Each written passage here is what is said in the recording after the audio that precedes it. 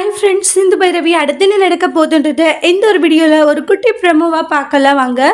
இங்கே செலியனுக்கும் காயத்ரிக்கும் நிச்சயதார்த்த ஏற்பாடை பண்ணியிருக்காங்க. அதாவது இசைக்கு கட்டின தாலியும் முகத்தில் விட்டு எரிஞ்சுட்டாங்க. இங்கே நிச்சயதார்த்துக்கான ஏற்பாடு விழா நடந்துட்டுருக்கு.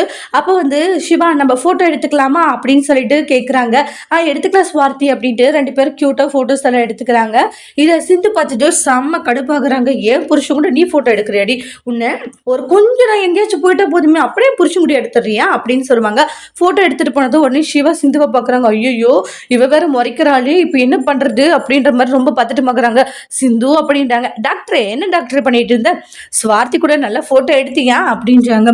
சிந்து நான் வேண்டான்னு தான் சொன்னேன், அவ கேட்கல. வேண்டான்னு சொன்னோன்னே கேட்கலன்றதுனால அப்படியே எடுத்துட்ட போட்டோ, நீ இல்லைன்றாங்க. இப்ப நீ நானும் போட்டோ எடுக்கணும்ன்றாங்க. சிந்து அப்படின்றாங்க. டாக்டரே நீ நானும் இப்போ போட்டோ எடுத்தே ஆகணும் அப்படின்றாங்க.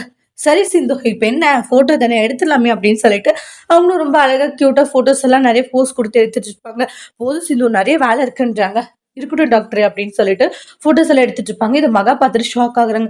ஃபோட்டோ விட்டு கேட்குது, உனக்கு ஃபோட்டோ இருடி வரேன் அப்படின்னு சொல்லிட்டு, அக்கா அந்த சிந்துவை முதல்ல இந்த ஃபங்க்ஷனில் கலந்துக்க விடாதீங்க அக்கா, அவளுக்கு முதல்ல சொல்லி வைங்க, அப்படியே சிவா கிட்ட ஒட்டிக்கலான்னு பார்க்குறான்றாங்க. அதுக்கப்புறமா சிந்துகிட்ட போயிட்டு, இங்கே பாரு இந்த ஃபங்க்ஷனை நீ கலந்துக்க கூடாது, முதல்ல வெளியே போ அப்படின்றாங்க. அத்தை அப்படின்றாங்க. சொன்னதை மட்டும்தான் நீ செய்யணும், இந்த ஃபங்க்ஷனில் நீ கலந்துக்க கூடாதுன்னு சொன்ன, ஒழுங்கா போ அப்படின்வாங்க. சிந்து அழுதுகிட்டே வெளியே வராங்க. ஃபங்க்ஷன் எல்லாம் முடிஞ்சது. காயத்ரி சிந்துவை பார்த்து கட்டி பிடிச்சிக்கிறாங்க. அண்ணி நீங்க மட்டும் இல்லைன்னா இன்னைக்கு நான் ஆசைப்பட்டவனோட கல்யாணம் என்னால பண்ணிருக்க முடியாது, ரொம்ப ரொம்ப நன்றி அண்ணி, உங்களுக்கு நான் எத்தனை நன்றி சொன்னாலும் அதுக்கு ஈடே ஆகாது, அவ்வளோ சந்தோஷமா இருக்கு எனக்கு, ஏன்னா நான் சொல்லி நான் ஆசைப்பட்ட மாதிரி எனக்கு கல்யாணம் பண்ணி வச்சதுக்கு ரொம்ப நன்றின்ட்டு மனசார நன்றி சொல்லிட்டு இருக்காங்க. அதோட இந்த ப்ரெமோ முடிச்சிருக்காங்க. இனி வரக்கூடிய எபிசோட்ல என்ன மாதிரி ஒரு டோஸ்ட் வரப்போகுதுன்ட்டு வெயிட் பண்ணி பார்க்கலாம். தேங்க்யூ.